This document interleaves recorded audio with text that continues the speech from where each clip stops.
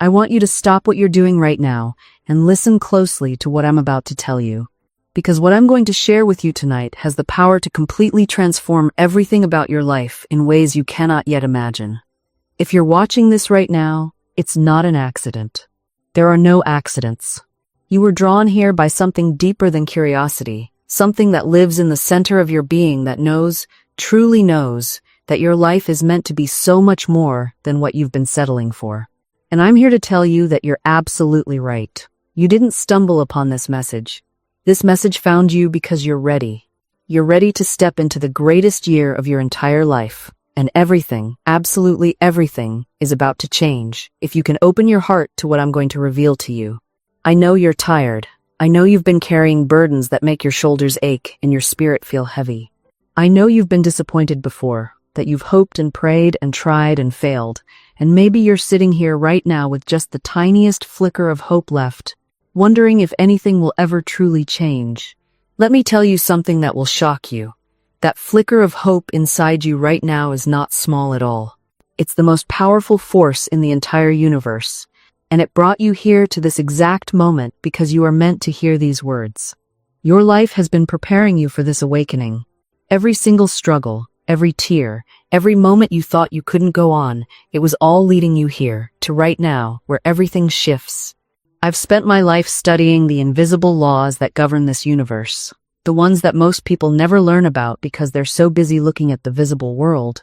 The world of problems and limitations and fear.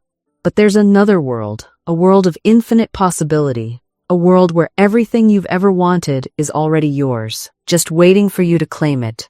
And in 2026, if you truly listen to what I'm sharing with you, you will finally step through the veil into that world. This isn't wishful thinking. This isn't fantasy. This is law. This is truth. And it works whether you believe it or not, but when you do believe it, when you align yourself with these principles, miracles become your daily bread. Tonight, I'm going to walk you through the most important spiritual principles I've discovered in my decades of work. Principles that have transformed thousands of lives. Principles that the universe itself operates on. I'm going to tell you stories that will break your heart open and then fill it with light. I'm going to show you exactly what you need to do, not in some distant future, but starting tonight, right now, to make 2026 the year that changes everything. And I promise you, if you stay with me, if you let these words sink deep into your soul, you will never be the same person again. You're about to remember who you really are. You're about to remember what you came here to do. And you're about to discover that the power you've been searching for outside of yourself has been living inside you all along, just waiting for you to wake up and use it. Let me start by telling you something that might sound strange at first, but I need you to really hear this. Your life right now, everything in it, every circumstance, every relationship, every dollar in your bank account or not in your bank account, every bit of it is not happening to you. It's happening through you. You created it all with your words, with your thoughts, with your beliefs about what you deserve and what's possible. Now, before you get defensive, before you say, "But Florence, you don't understand. This terrible thing happened to me. I didn't choose this," let me be crystal clear. I'm not saying you consciously chose every event. I'm saying that the consciousness you've been walking around with, the beliefs you've been holding, the words you've been speaking, they have been creating your reality with absolute precision. And here's the beautiful, incredible, life-changing truth. If you created this reality, you can create a different one. Most people are walking around asleep, completely unconscious of the creative power they wield every single day with their thoughts and words. They speak lack, and they wonder why they're poor. They speak sickness, and they wonder why they're ill. They speak about how difficult relationships are, and they wonder why love eludes them. They're like someone planting thistle seeds and standing there confused about why roses aren't growing. Your word is your wand. That's what I've been teaching for years, and it's the most important thing you'll ever learn. Every word you speak is a decree, a command to the universe. And the universe, which is nothing but infinite possibility waiting to take form, says yes to whatever you decree. It doesn't judge whether your decree is good for you or bad for you. It just says yes. It just creates. And it creates exactly what you speak, what you believe, what you expect. I remember working with a woman once who came to me absolutely desperate. She'd been trying for years to meet the right partner, to find love, to have the relationship she dreamed about. And every time she met someone, it would fall apart in the same painful way. She was convinced something was wrong with her, that she was broken, that love just wasn't meant for her. So I asked her to tell me about her relationships, and as she spoke, I started to hear it. She kept saying things like, "Men always disappoint me. Every time I trust someone, they leave. I'm too much for people. Nobody can handle me. Love never works out for me." And there it was. She was speaking her reality into existence with every word. She was literally commanding the universe to bring her disappointing men, to bring her people who would leave, to prove her right that love never works out. When I pointed this out to her, she was stunned. She had no idea she was doing it. She thought she was just describing her experience, just telling the truth about what had happened. But here's what most people don't understand. When you describe your past painful experiences over and over, when you claim them as your truth, you're not just talking about what happened, you're creating what will happen. You're placing an order with the universe for more of the same. So, I taught her something that changed everything. I taught her to speak the word for what she wanted, not what she had. I taught her to say, "My right relationship now manifests. The perfect partner finds me easily and effortlessly. I am loved, cherished, and adored." She resisted at first. It felt like lying. She said, "But Florence, I can't say that. It's not true. I haven't met him yet." And I told her, "That's exactly why you need to say it. You speak the word to create the thing, not after the thing appears." She started practicing this, and at first it felt awkward and fake, but she kept going. She stopped telling her stories of heartbreak. When friends asked about her love life, instead of launching into the familiar narrative of disappointment, she would simply say, "I'm preparing to meet my perfect partner." She wrote affirmations and spoke them every morning and every night. She trained her mind to expect love instead of expecting disappointment. And something remarkable happened. Within 3 months, she met a man at a completely random event, someone who treated her with a kindness and respect she'd never experienced before. Within a year, they were married. And when she came to thank me, she said something I'll never forget. She said, "Florence, I realize now that he was always there, waiting for me to become the person who could receive him. I had to change my consciousness before he could appear in my life." That's how this works. You don't attract what you want. You attract what you are. You attract what you believe. You attract what you speak. And if you want 2026 to be the best year of your life, you have to become, right now, the person who lives that best life. You have to start speaking like that person, thinking like that person, expecting like that person. You can't wait for your circumstances to change, and then you'll be happy, and then you'll speak positively. It doesn't work that way. You have to speak the word first, and then the circumstances must change to match your word. This is law. This is how creation works. In the beginning was the Word, and the Word was with God, and the Word was God. You are made in the image and likeness of that creative power, which means your word has that same creative power.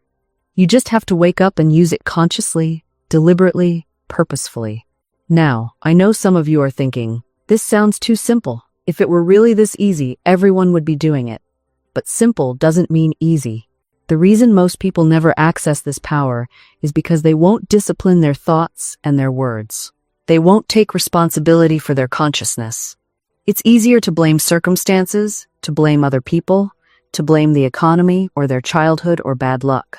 Taking responsibility for your consciousness means admitting that you have been participating in creating your own suffering, and that's a hard pill to swallow. But the moment you swallow it, the moment you truly accept that you've been creating all of this, even the parts you don't like, in that same moment you discover that you have the power to create something completely different. You're not a victim. You never were. You're a creator who forgot you were creating. Let me share another story with you, because I want you to really feel this truth in your bones. There was a man who came to see me, and he was in financial ruin. He'd lost his business, he was drowning in debt, and he was terrified he was going to lose his home. He was bitter, angry, and completely focused on everything that was wrong. When he talked, every sentence was about lack and fear and limitation. I don't have enough money. I can't pay my bills. Nobody will hire me. The economy is terrible. I'm going to end up on the street. On and on and on. And I sat there listening, and I could feel the heavy, dark energy of all those words. He was wrapping himself in a blanket of lack with every syllable he spoke. I said to him, "You're bankrupt in consciousness before you're bankrupt in the bank. Your outer world is just reflecting your inner world." He didn't like that. He got defensive. He wanted to tell me all the reasons why it wasn't his fault, all the external circumstances that had caused his problems. And I let him talk until he was empty. Then I said, "Are you finished? Because everything you just said is a story you're telling, and that story is creating more of what you don't want. If you want a different life, you need a different story." I taught him what I'm teaching you now. I taught him to bless his finances, even when they looked terrible. I taught him to give thanks for money, even when he felt like he had none. I taught him to say, "Infinite abundance is my divine right. Money flows to me easily and constantly from expected and unexpected sources. I am a child of the universe, and the universe is infinitely abundant." He thought I was crazy. He said, "How can I be grateful for money when I'm broke?" And I explained to him that he wasn't being grateful for being broke. He was being grateful for the money that was on its way to him, the money that was already his in the invisible realm, waiting for him to call it forth with his faith and his word. I told him about the time I needed money urgently and had no idea where it would come from, and I simply spoke the word, "Infinite Spirit, open the way for my immediate supply. Let all that is mine by divine right now reach me in great avalanches of abundance." Within days, money came to me from a source I never could have predicted. Money I didn't even know was owed to me. He decided to try it. What did he have to lose? He started changing his language. When he caught himself saying, "I can't afford that," he would stop and say instead, "I don't choose to spend my money on that right now, but I am abundantly supplied." When he caught himself worrying about bills, he would stop and say, "All my bills are paid. I have more than enough for everything I need." He started to bless his mailbox instead of dreading it. He started to look for evidence of abundance everywhere, noticing the free cup of coffee a friend bought him, the sunset that cost nothing, the abundance of air in his lungs. He shifted his attention from lack to abundance, and his consciousness began to change. And then the miracles started. A former colleague called him out of the blue with a consulting opportunity. Someone who owed him money from years ago suddenly paid him back. He found a bank error in his favor. None of these things were coincidences. They were the universe responding to his changed consciousness. Within 6 months, he was not only out of debt, he was thriving in a new business that excited him more than anything he'd ever done before. When he came back to see me, he was a completely different man. The bitterness was gone. The fear was gone. He understood the law now. He understood his power. These stories aren't special cases. They're examples of how universal law works for everyone, all the time. The law doesn't play favorites. It responds to your faith, to your word, to your consciousness. If you've been living a life of lack, speaking words of limitation, dwelling in fear and doubt, then the law has been faithfully reproducing that in your experience. But here's the miraculous truth. The moment you change your word, the moment you shift your consciousness, the law begins working in the opposite direction with the same precision, the same power, the same unwavering consistency. I've watched this transformation happen in the most unlikely circumstances.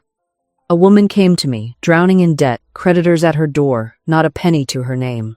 But instead of rehearsing her poverty, instead of telling everyone who would listen about her desperate situation, she began to speak differently. Every morning, she declared, "God is my unfailing supply. Every need is met before I even ask. I am surrounded by infinite abundance." At first, these words felt foreign on her tongue, almost absurd given her circumstances. But she persisted. She refused to go back to the old conversation of lack. Within weeks, money began flowing to her from the most unexpected sources. An old investment she'd forgotten about matured. A relative remembered a small loan and repaid it with interest. Work opportunities appeared seemingly out of nowhere. Within 6 months, every debt was cleared, and she had savings for the first time in years. The outer world simply rearranged itself to match her inner declaration. You see, your word is not just sound vibrating in the air. Your word carries consciousness, it carries conviction, it carries creative power. When you speak with faith, with knowing, With absolute certainty, you set spiritual law into motion, as surely as dropping a stone sets the law of gravity into motion. There's nothing mystical or vague about this. It's precise, it's scientific, it's law. But here's where most people stumble. They speak the right words with their mouths, while their hearts are singing a completely different tune. They affirm abundance while secretly believing in lack. They declare health while nursing mental images of disease. They claim success while rehearsing failure in their imagination, and they wonder why nothing changes. The imagination is your creative workshop, and you must guard what you allow to be manufactured there. Most people permit their imagination to run wild, producing worry, fear, and catastrophe without any conscious direction. They create elaborate scenarios of loss, rejection, and failure, then act surprised when these very things materialize in their lives. I've watched this pattern repeat endlessly. A woman imagines her husband's unfaithfulness, rehearses confrontations that haven't happened, and pictures herself abandoned. Within months, the very thing she feared comes to pass. Did she predict the future? No, she created it. Her persistent mental images set forces in motion that attracted precisely what she feared most. The law works both ways with perfect precision. Just as negative imagination creates negative results, directed imagination creates positive results. But here's what most people miss. You cannot force your imagination. You cannot grip it with mental effort and strain. That produces tension, and tension blocks your good. Instead, you must learn to plant your desired images gently, consistently, lovingly. See yourself as you wish to be. Picture circumstances as you desire them to unfold. But do it playfully, with the light touch of a child daydreaming, not with the desperate clutching of someone drowning. I knew a man buried in debt who transformed his circumstances entirely through reimagining his relationship with money. Instead of picturing bills and collection notices, he began to imagine checks arriving in the mail. He saw himself paying obligations easily, with money left over. He practiced feeling grateful for abundance before it arrived. Within 6 months, unexpected sources of income appeared. An old debt was repaid. A forgotten investment yielded returns. His outer world reorganized itself to match his inner imagery. This isn't fantasy. This is mechanics. Your subconscious mind cannot distinguish between a vividly imagined experience and a real one. When you repeatedly picture yourself healthy, prosperous, and fulfilled, your subconscious accepts these images as orders and begins arranging circumstances to match them. But, and this is crucial, you must combine imagination with words that align. You cannot picture abundance while speaking poverty. You cannot imagine health while your conversation centers on symptoms. Your words must support your images, and your images must reflect your words. This is why affirmations without alignment feel hollow. You've likely encountered someone who repeats positive statements while their entire demeanor contradicts every word. The affirmation becomes a mask, not a transformation. True spiritual work requires that you bring your whole self into agreement. Your words, your mental pictures, your emotional state, your expectations. I once worked with a woman whose business was failing. She would say to me, "I affirm abundance daily, but nothing changes." When I asked her to describe what she saw when she closed her eyes and thought of her business, she painted a picture of empty rooms, unopened mail, and creditors at her door. Her affirmation was a thin layer of paint over a condemned building. We had to demolish that old image entirely before we could construct something new. Here's what I told her, and what I tell you now. You must become ruthless with your imagination. Guard it as you would guard a sacred temple. When a negative image appears, and it will appear, for the subconscious is stubborn and familiar patterns die hard, you must immediately replace it. Not suppress it, not fight it. Replace it. This is not denial. Some confuse this work with pretending problems don't exist. But there's a profound difference between denying reality and refusing to give it permanence in your consciousness. You acknowledge what is, and then you turn your full attention to what can be. The problem exists in the visible realm, yes, but the solution exists in the invisible realm, waiting for you to claim it through vision. I knew a man whose body was racked with illness. The doctors offered little hope, but this man understood the power of mental imagery. Each day, he would see himself well, not as a distant hope, but as present fact. He saw himself walking without pain. He saw himself eating with appetite. He saw himself laughing with strength in his lungs. He did not see these things and think, someday, perhaps. He saw them and felt, this is the truth of my being. The physical symptoms remained for some time. This is where most people falter. They plant the seed of the new image, but when the conditions don't shift immediately, they dig up the seed to check if it's growing. They return to the old picture out of impatience or fear. But this man held steady. He watered his vision with faith and patience. And in time, not overnight, but in right timing, his body reflected what his imagination had already accepted as true. Now here's what most people get wrong about this process. They treat visualization like a slot machine. They pull the lever once, twice, maybe 100 times, and when nothing immediately appears, they walk away muttering that it doesn't work. But imagination isn't a slot machine. It's a garden. You don't plant a seed and stand there with your arms crossed, tapping your foot, demanding results by sunset. You plant it with intention. You water it with faith. You protect it from the weeds of doubt. And you trust the intelligence of the soil to do what soil does, transform a tiny seed into something magnificent. Florence understood this deeply. She knew that the moment you plant the seed of an idea in consciousness, the invisible machinery of the universe begins to move. But that machinery operates on divine timing, not your anxious timeline. I've watched people give up on their dreams 3 days before the breakthrough. 3 days. They were so close they could have reached out and touched it, but they blinked. They let doubt slip in through the back door, and it poisoned everything they'd been building. Listen carefully. Your imagination doesn't need you to figure out the how. Your job isn't to micromanage the universe. Your job is to hold the vision steady and let divine intelligence arrange the circumstances. There was a woman who came to one of Florence's lectures, broken by financial struggle. She had $20 to her name and rent due in a week. Every logical voice in her head screamed that she was finished. But Florence told her something radical. She said, "Give thanks now for your financial freedom. See yourself paying that rent with ease. Feel the relief in your body as if it's already done." The woman looked at her like she'd suggested sprouting wings and flying to the moon. But something in Florence's certainty reached past her fear. She went home and did exactly as instructed. She sat in her tiny apartment, closed her eyes, and let herself feel what it would be like to be financially secure. She didn't know where the money would come from. She couldn't see a single logical path. But she held that feeling. 3 days later, she received a letter. An aunt she barely knew had passed away and left her a small inheritance. Not a fortune, but enough to cover her rent and give her breathing room to rebuild. Coincidence? Maybe. Or maybe she aligned herself with a frequency that the universe could finally match. The universe doesn't respond to your desperation. It responds to your certainty. Think about how a child asks for something they truly believe they'll receive. There's no anxiety in it, no backup plan. They simply ask and then go about their day, fully expecting it to arrive. That's the state you're aiming for. Not the frantic energy of wanting, but the calm assurance of knowing. I've watched people sabotage their own manifestations at the 11th hour because they couldn't hold the frequency. They'd done everything right, visualized, affirmed, aligned, and then, just as the thing was about to materialize, they'd panic. They'd start questioning. They'd look at their bank account, or their empty apartment, or their silent phone, and decide it wasn't working. And in that moment of doubt, they'd slam the door shut on everything that was coming toward them.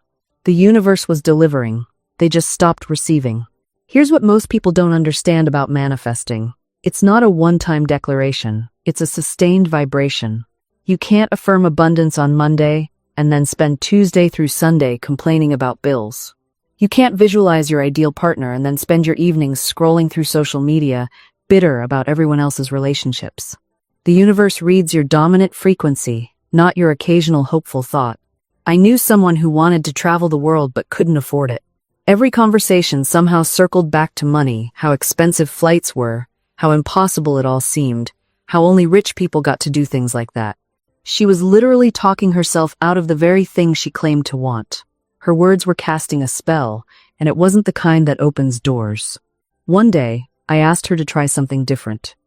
For 30 days, speak only as if the travel was already handled.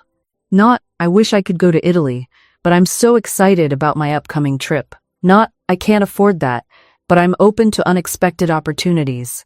Just change the language. See what happens. 3 weeks in, a former colleague reached out about a travel writing opportunity. Expenses covered. 6 countries over 3 months. The opportunity had always existed, she just hadn't been vibrationally available for it until she changed her frequency. Your words are not just sounds you make, they're incantations. They're programming your subconscious mind and broadcasting your signal to the universe. Every time you say, I can't, you're giving an instruction. Every time you say, I am, you're claiming an identity. Think about what you've been saying about yourself lately. Not just out loud, but in your head, in that constant internal dialogue that runs from morning until night. I'm always broke. I'm terrible with money. Nothing ever works out for me. I'm just unlucky in love. These aren't casual observations. They're declarations of identity. They're contracts you're signing with the universe, agreements you're entering into with reality itself. And here's what makes this so powerful, so absolutely critical to understand. The universe doesn't judge your words as complaints or jokes or exaggerations. It receives them as orders. It treats them as truth. It says, oh, you're always broke? Let me make sure that continues to be your experience. You're terrible with money? I'll arrange circumstances to confirm that belief. This is why someone can work incredibly hard, put in twice the effort of others, and still struggle financially, while someone else seems to effortlessly attract abundance. It's not about the action alone. It's about the energetic instruction being broadcast while taking that action. You can work 14-hour days, but if you're working those hours while thinking, I have to work this hard because I'm not smart enough to make money easily, or I'll never get ahead, you're broadcasting lack while textile do, performing the actions of abundance. And the universe responds to the broadcast, not the behavior.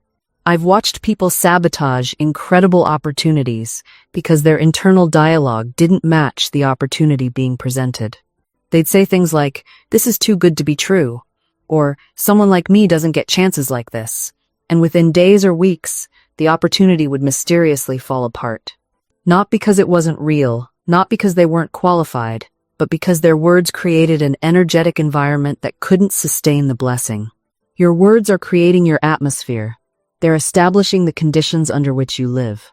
And just like a plant can't thrive in toxic soil no matter how much sunlight it gets, your dreams can't flourish in an atmosphere poisoned by negative declaration.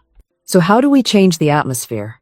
How do we shift from that heavy, doubt-filled air into something that feels light, expectant, full of possibility? We begin by becoming conscious of our words. Radically conscious. You'd be amazed at how much we speak on autopilot, letting phrases slip out without any awareness of what we're actually declaring over our lives. Start noticing, when something goes wrong, what's your immediate verbal reaction? Do you say, of course this happened to me, or I never get a break, or this is just my luck? These aren't harmless expressions of frustration. They're commands. They're instructions you're giving to the universe about what to send your way next. I had a student once who couldn't understand why financial struggle followed her everywhere. She had skills, she worked hard, she made good decisions. But every single day, multiple times a day, she'd say, I can't afford it. She said it about everything. Someone would invite her to dinner. Oh, I can't afford it. A dress she admired in a window. I can't afford it. Even things that cost $5, things well within her budget, she'd automatically respond with those 4 words. She wasn't stating facts. She was stating faith. Faith in poverty. Faith in limitation, and the universe, always faithful to our faith, kept proving her right. When she finally became aware of this pattern, she was shocked. She hadn't realized how constantly she was affirming lack. So we worked together to shift it. Instead of, I can't afford it, she began saying, I'm choosing to use my resources elsewhere right now, or simply, that's not for me. Do you see the difference? One is a declaration of powerlessness. The other is a statement of choice and discernment. Within weeks, her entire financial situation began to shift.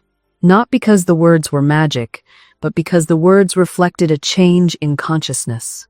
She stopped identifying as someone who couldn't afford things, and began identifying as someone who made empowered choices about her resources. The universe responded to that new identity. This is why I'm so insistent about the specific words we use. It's not about positive thinking as some kind of naive denial. It's about aligning our words with the truth of what we want to create, rather than with the evidence of what currently is. Because here's what I've observed time and time again. The universe doesn't respond to what you think you deserve based on your past. It doesn't care about your resume of failures or your catalog of mistakes. It responds to the vibration you're sending out right now, in this present moment, through your words and your feelings. I had a woman come to me once who had been in debt for years. Deep, crushing debt that seemed to multiply no matter what she did. And every time she opened her mouth, what came out? I'll never get out of this hole. Money just slips through my fingers. I'm terrible with finances. She was speaking her financial prison into existence every single day, reinforcing the bars with every utterance. I told her, stop. Every time you're about to speak those words, catch yourself. Instead, say, I am under grace, and money comes to me easily and effortlessly. Say it even when your bank statement says otherwise. Say it especially then. She looked at me like I'd lost my mind, but she was desperate enough to try, and within months, not years, months, unexpected money began appearing. A forgotten tax refund. A small inheritance from a distant relative she barely knew. A job opportunity that doubled her income. Were these miracles? Or were they simply the natural result of her changing the signal she was broadcasting to the universe? You see, when you declare I am prosperous, you're not lying to yourself. You're stating a spiritual truth that exists beyond your current circumstances. You are, in your essential nature, connected to infinite abundance. The only thing blocking that abundance from manifesting in your physical reality is your own contradictory words and beliefs. This is why I tell people, become the guardian of your own gateway. Your mouth is the gateway between the invisible and the visible. Every word is either opening that gate wider or slamming it shut. And most people walk around all day, casually slamming the gate on their own good, not even realizing what they're doing. Think about the phrase, I'm just being realistic. How many times have you heard that? How many times have you said it yourself? It's usually said with a kind of pride, as if pessimism were a form of wisdom. But what does realistic even mean? It means conforming to what has been. It means accepting the past as the template for the future.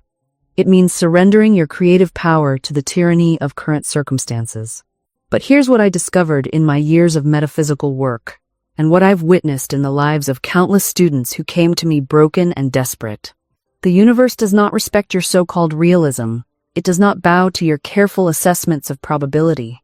It does not applaud your sensible limitations. The universe responds to one thing, and one thing only, the quality of your consciousness.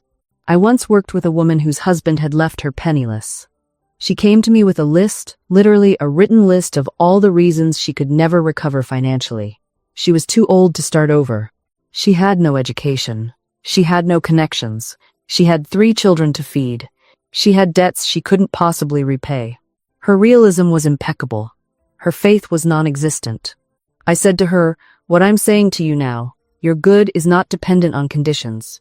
Your supply does not come from circumstances. Your demonstration comes from consciousness. She looked at me as if I'd spoken in a foreign language. But something in her, some small, forgotten spark, responded. She began to work with affirmations of abundance. She began to declare, against all visible evidence, that her supply was endless and immediate. Within 6 months, she had inherited a property from a distant relative she hadn't spoken to in decades. Within a year, she had turned that property into a thriving business. Within 2 years, she was teaching other women how to reclaim their financial power. Was this luck? Coincidence? The skeptic would say yes, and in saying so, would close the door to their own demonstration. But I tell you this, that woman changed her consciousness first. The outer change followed the inner transformation. The universe rearranged itself to match her new mental equivalent. This is not fantasy. This is spiritual law. And yet, how many of you are sitting right now in circumstances you've accepted as permanent? How many of you have made peace with limitation? How many of you have become so reasonable, so realistic, so practical that you've forgotten you're a divine being with infinite creative power? You've become a participant in your own imprisonment. You've become the warden of your own cell. And here's what's truly tragic. You've convinced yourself that this imprisonment is safety, that this limitation is wisdom. You call it being realistic when it's actually a slow death of your imagination. You call it being mature when it's actually surrendering to mediocrity. I watch people defend their limitations with more passion than they ever defended their dreams. They'll spend hours explaining why something can't be done, why it won't work, why they're not ready, why the timing is wrong. They become lawyers for their own defeat, building case after case against their own success. But you were never meant to live like this. Your imagination wasn't given to you as a toy to be put away when you became an adult. It was given to you as the most powerful creative tool in the universe. It is literally God's gift to you, the mechanism through which the infinite becomes finite, the invisible becomes visible, the possible becomes actual. When you imagine something, you're not just daydreaming. You're not wasting time. You're engaging in the most sacred act of creation available to a human being. You're using the same power that spoke worlds into existence, that separated light from darkness, that breathed life into form. But you've been taught to apologize for it. Oh, I'm just imagining things. As if imagination were something lesser, something frivolous, something to be embarrassed about. No, you should say it with pride. I am imagining things. I am using my divine creative power. I am shaping reality through the force of my consciousness. Every single thing you see around you right now, every building, every device, every piece of clothing, every system and structure began as an imagination in someone's mind. The chair you're sitting on, the device you're watching this on, the room you're in, all of it was once invisible, residing only in the realm of imagination. This means that imagination is not escapism. It is not fantasy. It is not daydreaming without purpose. Imagination is the preview room of your coming attractions. It is the workshop where God creates through you. It is the bridge between the invisible and the visible, between spirit and matter, between what is and what shall be. And here's where most people completely misunderstand this power. They think imagination is passive. They think it's just pictures floating through their mind with no real consequence. But I'm telling you, imagination is the most active force in your life. Your imagination is working right now, this very moment. It never stops. Even when you sleep, it continues its creative work through your dreams. The question is not whether you're using your imagination. The question is, what are you imagining?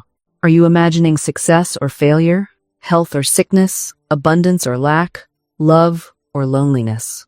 Because whatever you persistently imagine, you are bringing into form.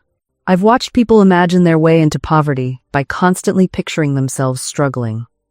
I've seen them imagine their way into sickness by dwelling on every symptom and imagining the worst outcome. I've witnessed relationships destroyed because someone kept imagining betrayal and abandonment. But I've also witnessed miracles. I knew a woman who was told she would never have children. The doctors gave her every medical reason why it was impossible. But this woman understood spiritual law. Every night before sleep, she would close her eyes and imagine holding her baby. She could feel the weight of the child in her arms. She could smell that sweet baby scent. She could hear the soft breathing. She lived in that feeling.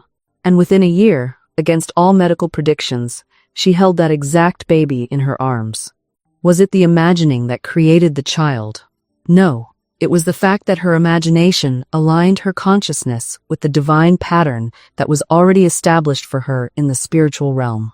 Her imagination became the magnet that drew the invisible into the visible. This is how you use the law of substitution with imagination. When fear knocks at your door with images of disaster, you don't fight the fear. You simply substitute a different image. You replace the picture of failure with the picture of success. You replace the vision of sickness with the vision of perfect health. This is not a matter of denying what exists. When you're looking at an empty bank account, I'm not asking you to pretend the numbers aren't real.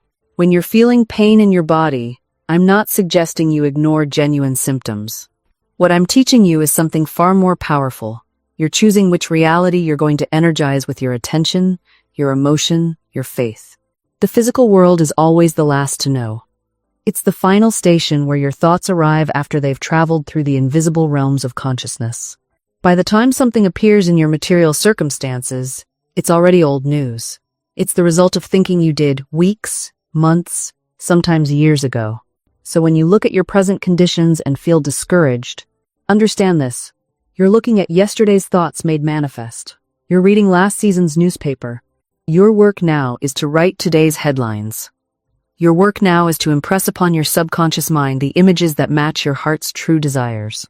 I knew a woman who came to me desperate about her financial situation. Her business was failing, creditors were circling, and everywhere she looked she saw evidence of her impending ruin. "I can't help but see it," she told me. "It's everywhere I turn.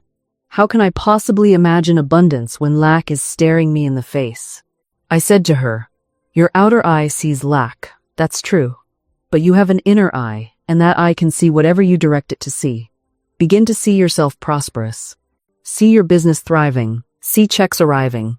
See yourself paying every bill with ease and gratitude." She protested, as so many do. "But that's just fantasy. That's not real." And I replied, "Which is more real, the temporary condition that's shifting and changing every moment, or the eternal truth that God's abundance is infinite and available to all who claim it? You've been fantasizing failure for months. You've been imagining disaster with such vivid detail that you've brought it right to your doorstep. Now, you're simply going to fantasy success with the same commitment." She began the practice reluctantly, but she began. Every morning and every evening, she would sit quietly and construct detailed mental pictures of her business flourishing. She saw customers coming through her doors. She heard the telephone ringing with new orders. She felt the relief and joy of depositing money into her account. Within 3 weeks, something shifted. A major opportunity arrived not through her old contacts, but through someone completely unexpected. A client she had worked with 2 years prior, someone she'd almost forgotten about, reached out with a significant project. The money she needed arrived, not as a trickle, but as a wave. This is what I mean when I say the universe has 1,000 ways to reach you. You only need to provide one clear opening through faith. But here's where most people stumble again. They receive their demonstration, they celebrate for a moment, and then immediately they slip back into the old consciousness of lack. They think, well, that was lucky, but what about next month? And the wheel of worry begins spinning once more. True mastery means understanding that this principle is not a one-time event. It's not about getting lucky. It's about establishing yourself in a consciousness of permanent supply. You must come to know, deep in your bones, that abundance is your natural state. I've watched people demonstrate one success after another, yet remain inwardly anxious. They're like someone standing in a river, dying of thirst. The supply is all around them, flowing constantly, but they haven't learned to drink. The ancient wisdom tells us that we live and move and have our being in an infinite ocean of substance. This isn't poetry. This isn't metaphor meant to comfort you. This is literal truth about the nature of reality. Every atom of the universe responds to consciousness. Your word, spoken with faith and understanding, sets invisible forces into motion. You are not begging a distant deity for favors. You are activating a law as precise as gravity, as dependable as mathematics. When you say, "My supply comes from God, and now appears in perfect divine order," you're not making a wish. You're stating a fact that the universe must honor. You're reminding yourself of what's already true. I knew a man who transformed his entire life through one single realization.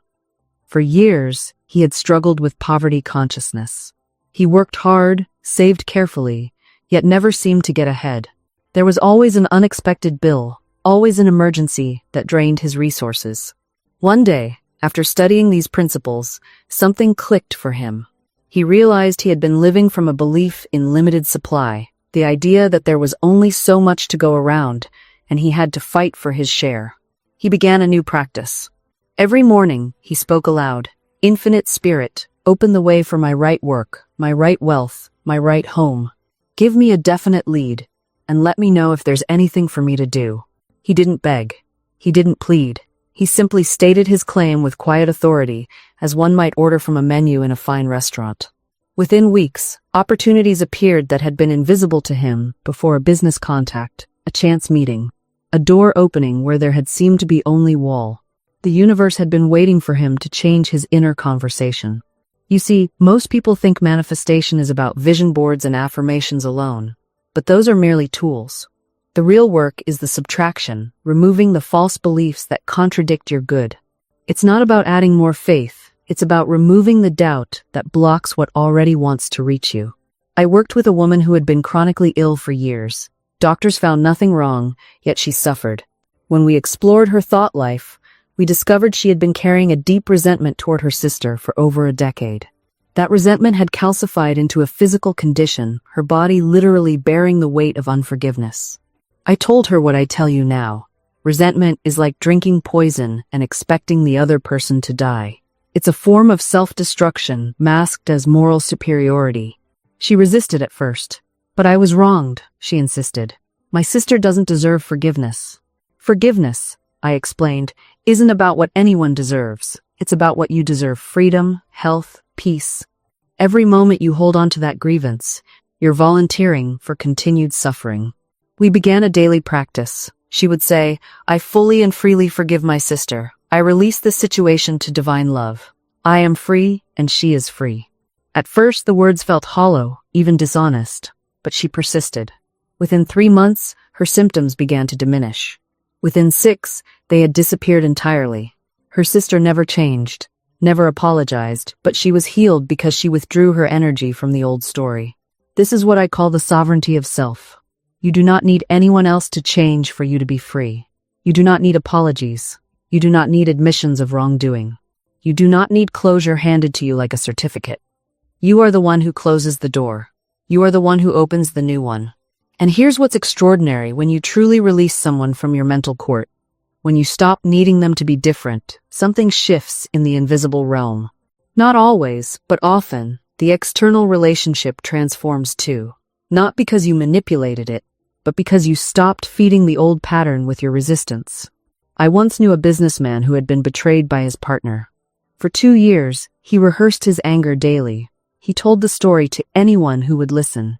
He consulted lawyers obsessively, not because he needed legal advice anymore, but because he needed to keep the wound fresh. His business suffered. His health declined. He aged visibly. One day, someone asked him, "How long are you willing to pay this price?" He stopped cold. He realized he had been tithing his life force to resentment. That very week, he began a different practice. Each morning, he said, I release this man completely.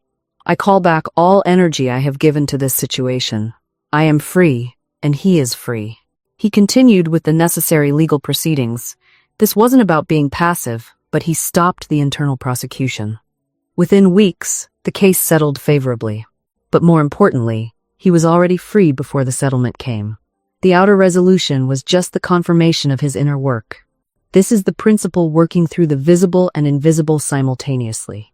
You cannot control the visible directly. You cannot force outcomes, force apologies, force people to see what they've done. But you can command the invisible, your own consciousness, and the visible must eventually conform. Now, some of you are thinking, but what about justice? Are you saying we should just let people get away with harmful behavior? No. Justice and inner freedom are not opposed. You can stand for what's right, protect yourself, set consequences, and still not carry the poison internally. True justice comes from clarity, not vengeance. When you're no longer energetically entangled with the wrongdoer, you can act with precision. Your boundaries become clean. Your decisions become wise. You're not acting from the wounded child. You're acting from the sovereign self. You begin to see how much of your suffering wasn't caused by the absence of love, it was caused by the presence of tolerance. You tolerated the wrong voices. You tolerated the wrong energy in your space. You tolerated behavior that slowly eroded your sense of worthiness. And here's what's profound. The moment you stop tolerating what diminishes you, the universe stops sending it. Because the universe is always listening. It's always watching what you allow.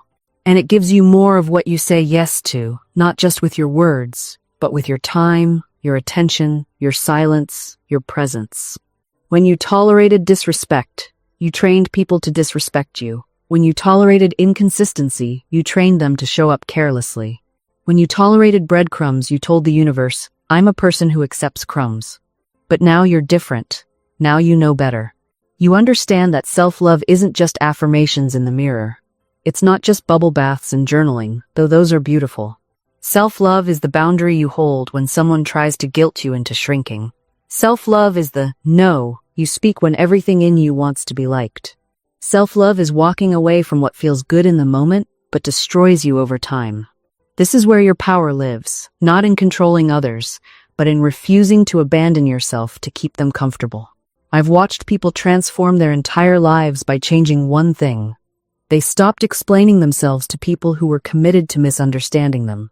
They stopped defending their boundaries to those who had no intention of respecting them. They stopped performing worthiness for an audience that would never applaud. And what happened? Space opened. Clarity came. The right people appeared not because they hunted for them, but because they became unavailable to the wrong ones. You see, you don't find your tribe by searching harder. You find them by becoming more yourself. You find them by honoring what's true in you, even when it isolates you temporarily. The right souls are drawn to authenticity like moths to flame. But first, you have to stop dimming your light to make others comfortable in their darkness. There's something radical about this, the idea that your loneliness might be temporary, discomfort pointing you toward permanent alignment. We're so afraid of being alone that we'll crowd ourselves into spaces that diminish us, surround ourselves with people who don't see us, just to avoid the echo of our own footsteps. But I'm telling you, that echo? That's not emptiness. That's clarity. That's the sound of your life making room for what actually belongs there. I once worked with a woman who described her social life as a full calendar and an empty heart. Every weekend booked, every evening accounted for, surrounded by people who knew her name but nothing about her soul. She said, "I'm never alone, but I'm always lonely." And isn't that the cruelest irony? You can be drowning in company and still gasping for connection. The shift happened when she started asking a different question. Not, how do I find my people, but how do I become someone my people would recognize? Because here's what we miss. Authentic connection requires an authentic self. You can't find your tribe while wearing a mask. They'll connect with the mask, not with you, and you'll still feel alone in a crowded room. So she started small. She stopped accepting every invitation out of obligation. She started speaking her actual opinions, not the softened versions designed to keep peace. She shared her weird interests, her unconventional thoughts, the parts of herself she'd been hiding because they didn't fit the group aesthetic. And yes, some people drifted away. Some friendships revealed themselves as acquaintanceships held together by convenience rather than connection. It hurt. She had moments of panic, wondering if she'd made a terrible mistake, if she should apologize and squeeze herself back into those old, uncomfortable spaces. But then something remarkable happened. The emptiness she'd created became an invitation. People she'd never noticed before started appearing. People who resonated with her actual frequency, not the false signal she'd been broadcasting. Conversations deepened. Laughter felt genuine. Silence became comfortable instead of awkward. She told me, "I have fewer friends now, but I'm not lonely anymore. I'd rather have 3 people who know me than 30 who don't."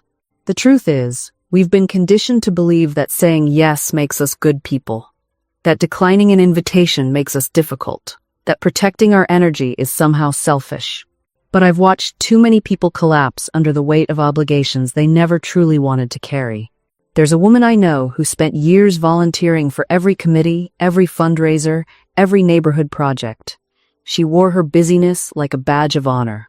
Then one day, her body simply refused to cooperate anymore.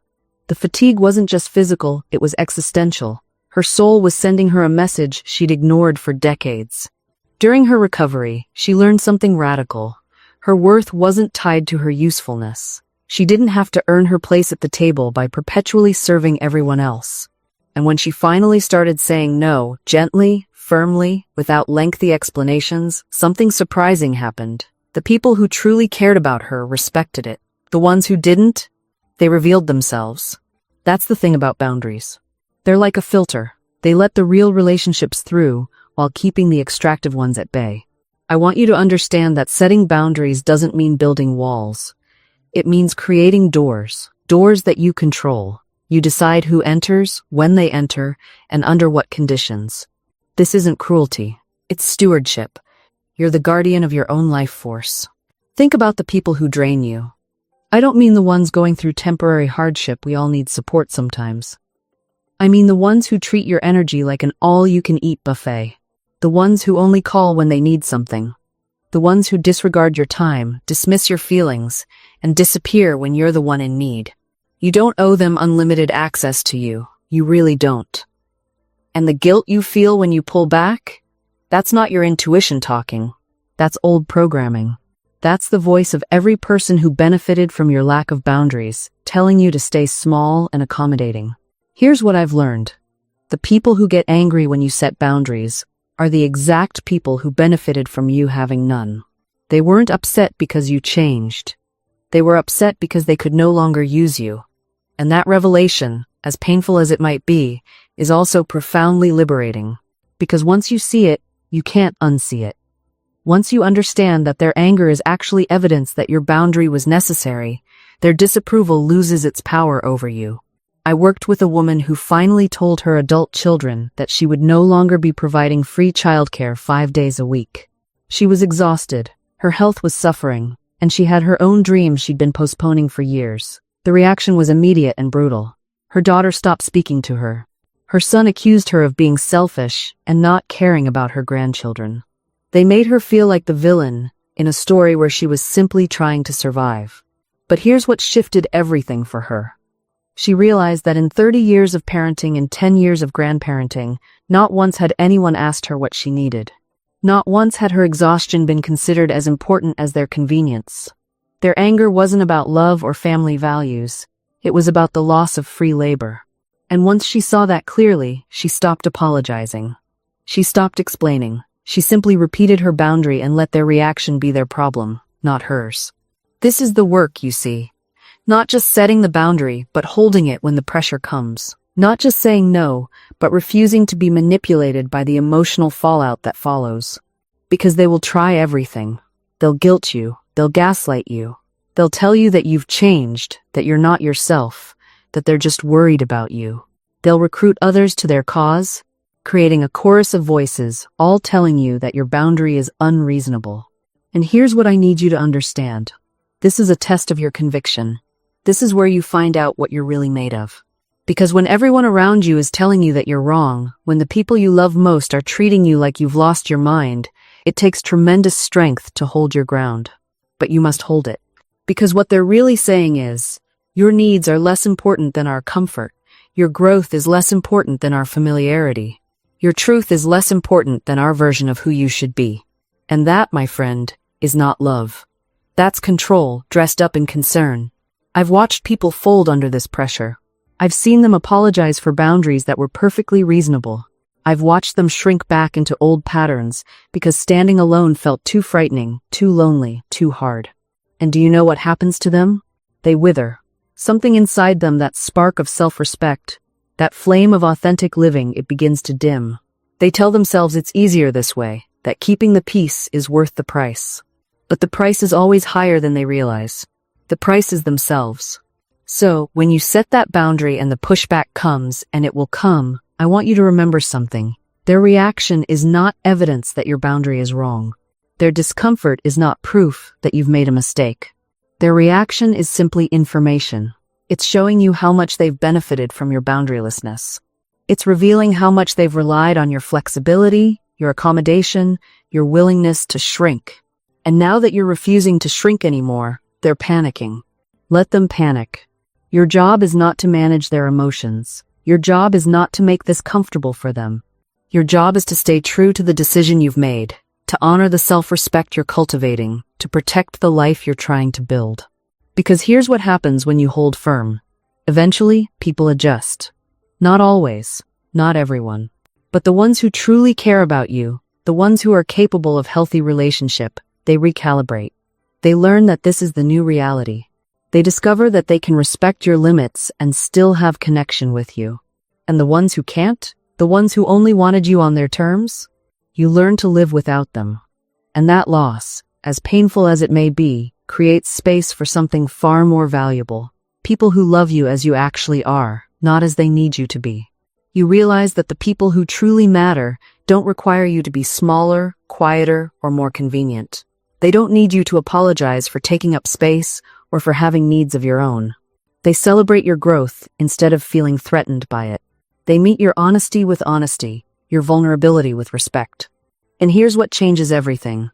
You begin to attract these people naturally. Not because you're performing perfectly, but because you're finally being authentic. When you stop pretending, you become a magnet for others who've also stopped pretending. When you set boundaries, you attract people who respect boundaries. When you honor your own needs, you connect with people who understand that relationships aren't about self-erasure. The energy you once spent maintaining false versions of yourself becomes available for genuine connection.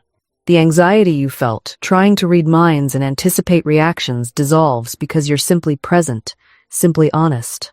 You discover that real intimacy doesn't happen in spite of boundaries, it happens because of them. You also learn something unexpected.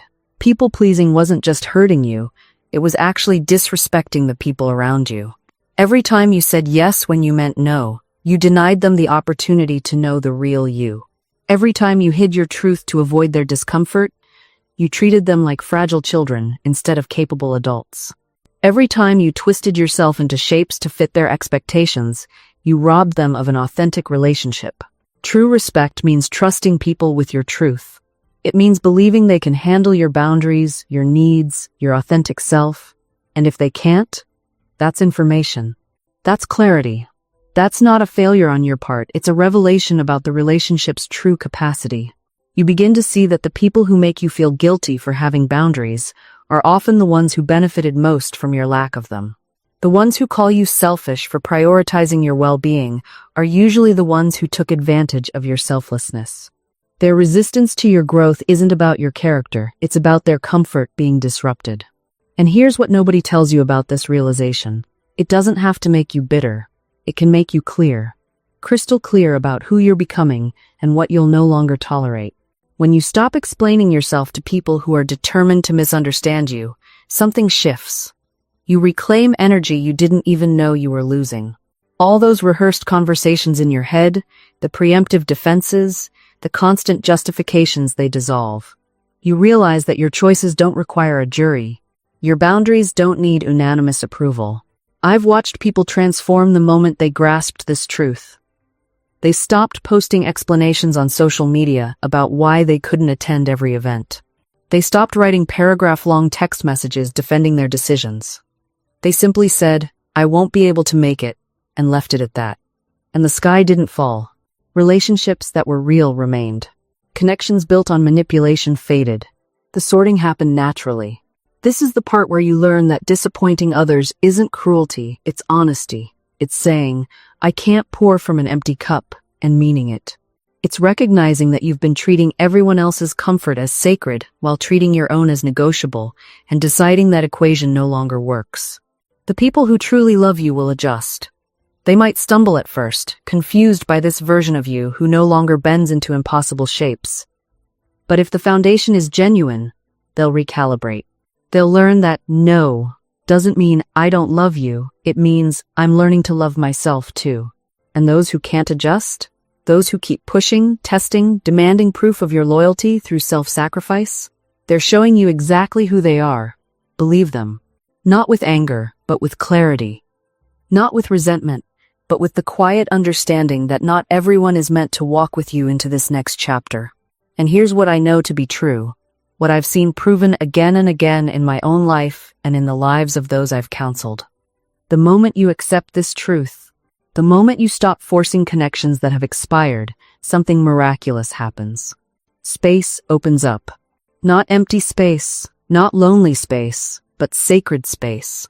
The kind of space where new relationships can take root, where people who are aligned with your evolution can find you, where connections based on who you're becoming, not who you used to be, can flourish. I've watched it happen so many times. The woman who finally stopped trying to maintain friendships that drained her discovered a community of women who celebrated her growth. The man who released his need to be understood by his old circle found mentors who saw his potential immediately. The couple who stopped forcing compatibility with friends who undermined their relationship attracted couples who inspired them. The universe abhors a vacuum, but it also honors boundaries. When you make space, when you release what's no longer serving you, you're not just removing something, you're declaring something. You're announcing to the universe, I am ready for what matches this new frequency. I am available for relationships that reflect my current truth. And the universe always responds to such declarations. But you must trust the transition. You must be willing to walk through that season where your circle gets smaller before it expands again. Where Saturday nights might be quieter, where your phone buzzes less frequently, where you're learning to be comfortable in your own company, in your own knowing, without the constant validation of a crowd that no longer sees you clearly. This is not loss. This is refinement. This is the necessary pruning that every growing thing experiences. The gardener doesn't mourn the branches she cuts away. She knows she's directing the plant's energy toward more fruitful growth. You are that plant, and you are also that gardener.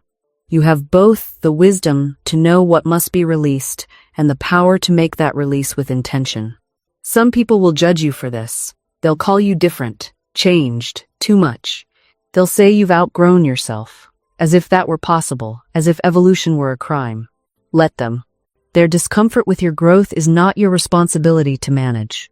Your only responsibility is to keep walking your path with integrity and love, to honor the voice within that called you forward in the first place. That voice doesn't fade because someone else can't hear it. It doesn't diminish because others choose not to listen to their own. I've watched people tie themselves in knots trying to prove they're still the same person they were before their awakening. They apologize for their boundaries. They shrink their vocabulary. They hide their books, dim their light, pretend they haven't seen what they've seen, and for what? To make others comfortable with staying asleep? There's a difference between humility and self-betrayal. Humility says, I'm still learning, still growing, still imperfect. Self-betrayal says, I'll pretend I haven't learned anything so you won't feel uncomfortable. One is grace, the other is violence against your own soul. You don't owe anyone access to the new rooms you've discovered in your consciousness. You don't need to give tours of your inner temple to people who'd only vandalize the walls with their skepticism. Some spaces are sacred, some transformations are private, some truths are pearls, and we're instructed clearly about where not to cast them. This doesn't make you elitist. It makes you wise. There's a season for sharing and a season for protecting what's tender and new. A gardener doesn't invite everyone to trample through the seedlings. She waits until the roots are strong, until the plants can withstand the elements. Your transformation is still taking root. Give it time, give it protection, give it the silence and space it needs to become unshakable. Then, when you're ready, when you're rooted deeply enough that no storm of opinion can uproot you, share if you feel called, but share from overflow, not from a need to justify yourself. And if the sharing never comes, if you're meant to simply live your transformation rather than broadcast it, that's equally valid. Not everyone is meant to teach. Some are meant to simply be living proof that another way exists. Your life itself becomes the testimony, your peace becomes the invitation, your joy becomes the evidence that cannot be argued with.